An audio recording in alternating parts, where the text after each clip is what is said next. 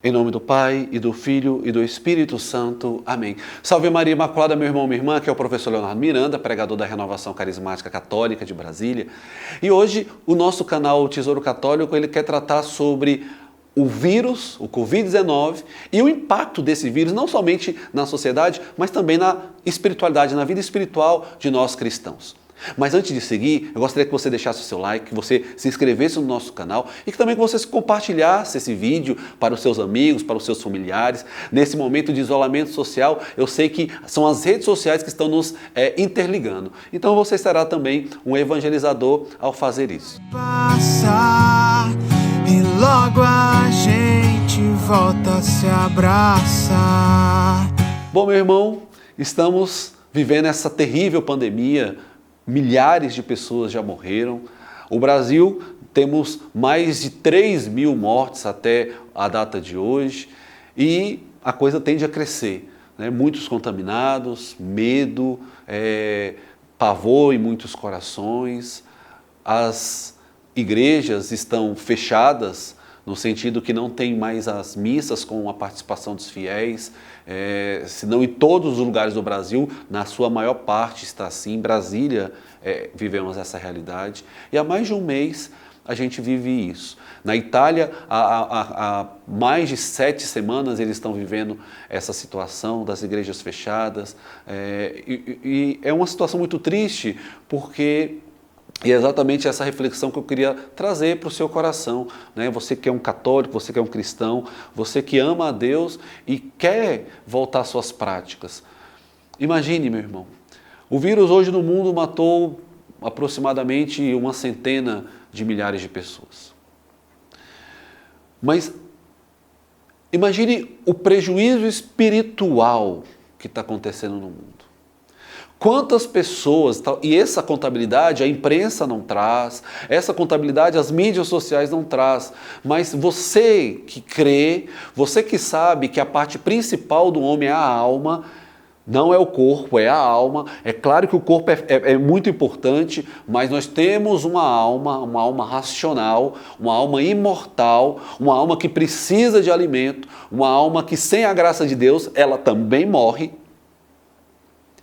Quantas pessoas, desde que essa pandemia veio como uma avalanche no mundo, quantas pessoas não morreram pelo vírus, mas morreram pelo pecado, porque sem a graça de Deus a alma morre, morreram sem a confissão, morreram sem os sacramentos,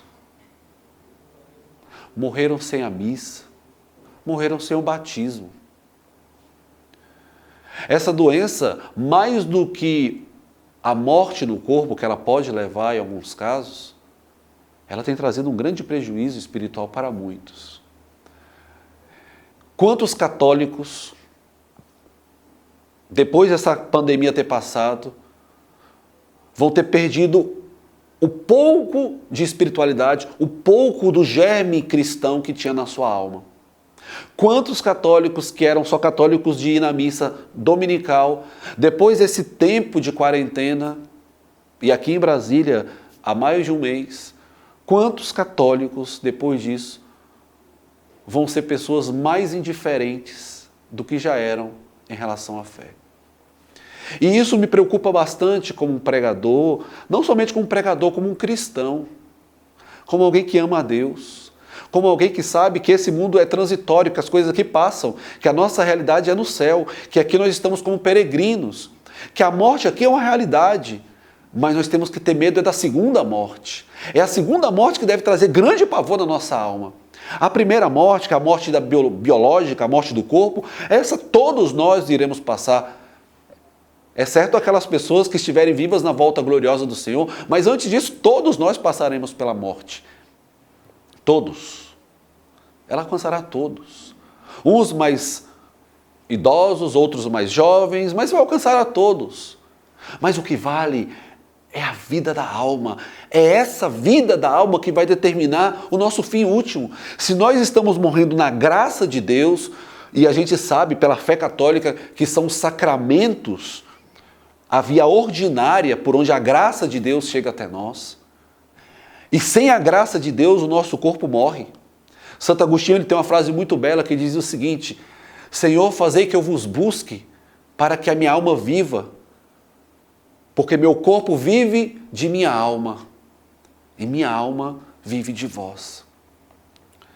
Nesse clima de pavor, de muitas mensagens nas redes sociais, as pessoas podem estar ficando extremamente bitoladas em notícias, em comentários, em saber da próxima análise estatística, de quantos morreram, de quantos foram infectados, e acaba sendo mergulhado por isso e esquece até mesmo de alimentar a sua alma pela oração, pela leitura da palavra. É importante, meus irmãos, que nós clamemos a Deus, você que tem fé, para que, sabiamente, de uma forma sábia, pelo menos o sacramento da Eucaristia possa ser ministrado para as pessoas, de uma forma sábia. Eu não estou aqui querendo levantar um motim contra a autoridade da igreja, pelo amor de Deus. A autoridade da igreja nós devemos sempre nos submeter, mas pedir a Deus que Deus inspire os pastores. A gente vê, por exemplo, mercados cheios de gente, porque é uma necessidade primária a alimentação. Você vê as farmácias cheias de gente, porque é uma necessidade da população comprar os medicamentos para ela. Você vê o transporte cheio de pessoas, porque é uma necessidade das pessoas se locomoverem aos seus trabalhos. Se esses meios acharam uma saída para a sua continuidade, peçamos a Deus que inspire os nossos pastores para que eles achem uma saída, para que as igrejas se abram de novo, para que os sacramentos aconteçam, para que as pessoas possam ter acesso à missa, para que as pessoas possam receber o batismo, porque senão, depois que esse vírus passar, depois das milhares de pessoas que esse vírus terá matado, nós teremos no mundo milhões de pessoas mortas, não no corpo, mas na alma. E esse seria um grave prejuízo. Isso seria a pior coisa que poderia acontecer. Eu sei que tem orientações dos prelados, da autoridade eclesiástica, para se não rezar a missa com aglomerações de pessoas. Mas quem sabe a missa com um grupo de 30, 50 pessoas, em vez de ser aquela missa mais pomposa, com músicas e órgãos e corais, uma missa mais reta, pelo menos para ter o sacramento para as pessoas. É óbvio que só iriam aquelas pessoas que realmente têm a fé eucarística, aquelas pessoas que têm uma fé já morta, uma fé morna, tíbia, essas se entregariam ao medo. Mas aqui fica a minha angústia, a minha angústia. Pessoas estão morrendo sem confissão, irmãos. Pessoas estão morrendo sem os sacramentos. Pessoas estão morrendo sem um batismo. E isso, a grande mídia nunca vai mostrar. Mas é um fato. Então, irmãos, eu peço a você que me escuta, você que tem grupos de pessoas católicas que estão na mesma angústia, divulga esse vídeo. Não para que nós façamos um levante, não para que façamos um abaixo-assinado, não para que nós façamos uma passeata clamando, abram as igrejas e rezem a missa porque queremos. Não é isso. Porque seria, para um fim, nós utilizaríamos com finalidade algo ruim, que seria a desobediência à autoridade. Eles são os pastores, eles têm a responsabilidade do bem das nossas almas. Mas você pode em casa clamar a Deus, para que o Espírito Santo ilumine os pastores, para que deem sabedoria para achar uma outra via. E Deus deu a inteligência humana, deu a inteligência para o homem, para ele saber articular essas graves crises. A missa pela televisão é algo bom, mas não se compara a uma missa onde você assiste ela presencialmente e onde você pode receber sacramentalmente o corpo do Senhor. Onde o corpo do Senhor verdadeiramente toca na sua carne e toca na sua alma, como acontece no sacramento, quando você recebe a Sagrada Eucaristia. Quem sabe confissões drive-thru, mas onde seja anunciado para o povo, olha, tal horário vai ter confissão drive-thru, você vai estar no seu carro e vai estar lá os sacerdotes de Deus atendendo a sua confissão e perdoando os seus pecados. A sabedoria humana ela pode encontrar vários meios e se for inspirada pelo Espírito Santo, Aí é que a coisa será muito eficiente. E aí nós conseguiremos nos prevenir contra a contaminação do vírus, sendo prudentes, usando máscaras, usando álcool em gel, mantendo a distância entre as pessoas, mas recebendo também os sacramentos, que é o que dá a vida à alma.